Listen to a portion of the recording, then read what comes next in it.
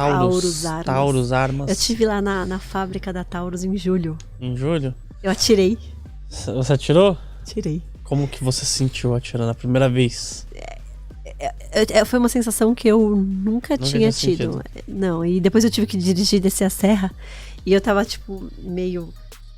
É muito louco, né? Quando você vai a primeira vez no stand de tiro, você atira. É muito louco, é muito diferente, é muitas emoções e obviamente é difícil, tá? Então, sim, eu achava que seria mais fácil. Então, demanda muita força, destravar a arma.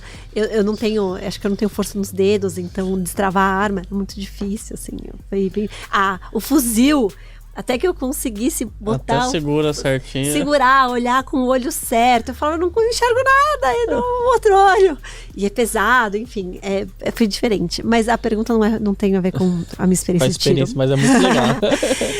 Mas o que é a Taurus? Ela, basicamente, ela é a maior produtora de revólver e uma das maiores de pistola. Ela é uma empresa que tem um histórico problemático, né? Então, eu sempre gosto de falar que ele é um turnaround livre, né? Sempre tem um monte de empresa que está no meio de um processo de turnaround difícil, mas de vez em quando algumas dão certo, e a Taurus, ela deu muito certo. Então, basicamente, a história era uma empresa de armas que teve um monte de problema de não investir na coisa certa, e começou a fazer, tipo, economia porca, e aí você parou de lançar arma nova, e quando você parou, o mercado meio que desistiu de você, e aí você não investia em nada, não vendia direito, aí você acabou tendo problema de produção, então tinha problema na arma. Então, no final das contas, essa história sozinha. que entra... na verdade, o problema das armas dela tinha muito a ver com o seguinte: a arma, ela era uma produção muito artesanal. Era armeiros antigamente, né? Então, a qualidade da arma dependia do armeiro. Então, aí ele atirava, ele via que precisava de um pouquinho mais, e, enfim, a arma não ficava boa. Eles foram comprados e mudou o controlador, e eles estruturaram tudo isso. Hoje é um processo todo industrial. Aliás, um processo que eu não conhecia, que chama Metal Injection Molding. Então, basicamente, você injeta uma mistura de um polímero com metal. Aí você põe em temperatura alta, você queima o polímero, então você põe no molde uma arma. Aí você queima o polímero, ela fica menorzinha assim, né? Fica só o metal.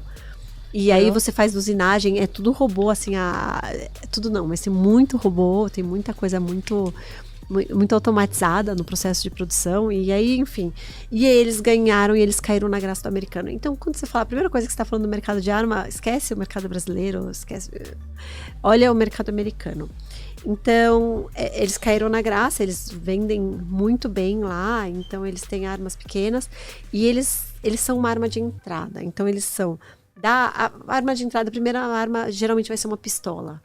E eles vendem a pistola de entrada por um preço $100 abaixo do preço de mercado do concorrente. Então, eles acabam sendo uma arma de entrada barata, e com isso eles ganharam muito share, e eles se tornaram conhecidos. E aí, lá, você tem muito, tipo, influencer de arma. E as avaliações das armas deles foram muito boas, e hoje eles estão vendendo super bem.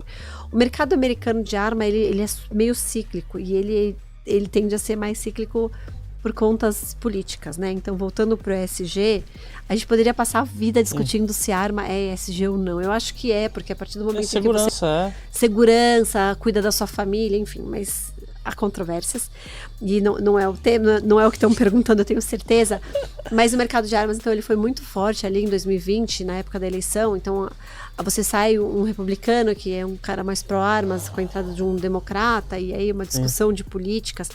Aí você teve o Black Lives Matter, né? Então, você teve aquele bagunça que teve lá no auge da pandemia. E aí, no final das contas, as famílias, não sei se você vai lembrar algumas imagens de alguns bairros sendo protegidos por homens com armas grandes, então eles têm armas grandes lá. Enfim, então você teve um pico, e aí você teve um pico, e aí você teve uma redução. Então, eu diria muito mais uma acomodação do que uma redução. Então, a pergunta é Taurus, né? Então, Taurus, em termos de múltiplo, ela é uma ação super barata.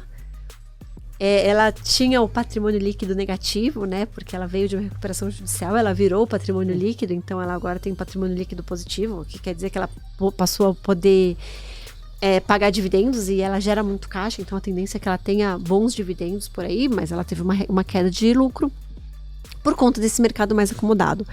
Por outro lado, né, então ela é uma empresa meio nova no mercado, ela tá buscando outros mercados, então ela tá vendendo armas na Índia e buscando outros mercados, tipo Filipinas, Indonésia ali. Mas o que é a Taurus, então? Então é uma empresa brasileira que tem as vendas principalmente fora do país, então não depende tanto de, é Bolsonaro, não é Bolsonaro, que tem conquistado novos mercados e ido muito bem. Então, é uma ação que ela é muito barata. Eu não acho que é uma ação que em algum momento vai negociar com múltiplos altos, mas que no patamar atual Tá pagando dividendos, né? de resultados, ela tem um potencial de pagar gordos dividendos com espaço para crescer no mercado. Então, agora não, o Brasil fez 200 anos, né, da independência, e aí eles fizeram uma campanha de uma arma especial. Quem eu conheço que tentou não conseguiu comprar arma, porque eles fizeram 200. Caramba, só 200? 200 de cada, né? Foram 3 e deu 200 de cada. Eu digo aqui. Tá com você, Lucas, o controle? Tá com você? Então... E também tem uma coisa legal disso daí, o Elo, que veio o Felipe Ruiz, ele gosta muito da Taurus também. Ele falou, Luan, engraçado. Eles pegaram, pessoal a turma do Barsi, eles pegaram a Taurus lá embaixo, tá? Então, assim, eles às vezes eles acertam e dão uma porrada de muitas vezes, né? Deve ser umas 20, 30 vezes na mão deles. Não, e é muito legal que ele pegou e falou assim, ele falou, Luan, a Taurus tá negociando com o governo da China, da Índia, com o governo da Índia, porque lá os policiais, eles usam cacetete de pau. E eu fui pesquisar e eu vi mesmo, tem um monte de foto com os policiais da Índia com cacetete de pau. E assim, se você olha, por exemplo, o Brasil, né? Tem toda uma discussão, desarmar. Gente, a gente vai desarmar a população civil, porque o bandido não vai ser desarmado. Exatamente, não. E pra você pegar uma arma, eu sei porque eu tenho CAC, né? Sim, CAC. Demora muito. É prova, é isso, é aquilo. Você tem que estar afiliado no stand de tiro, você tem que comprovar renda, você tem que... Você tem que ter residência fixa. É muita burocracia, é tipo muita burocracia pra você pegar um... E esses países, né? Então você tem assim, a China se armando até os dentes. Eles têm um conflito ali entre indianos e chineses na região da Caxemira. Você tem a discussão da Ucrânia, no final das contas. Era um país em desarmamento e de repente precisou dar arma na mão de adolescente. Então, eu acho que assim... Acaba tendo mais discussão. Eu acho que o mercado ele pode até ceder, mas ele não cai assim substancialmente, então ele deve ceder, mas ele não cai, e nos patamares atuais eu acho que a empresa ela tende enfim, né, se não subir a ação, pagar bons dividendos. Vai pagar bons dividendos e a gente fica feliz, né, que eu também sou acionista da Taurus. Eu gosto bastante da Taurus.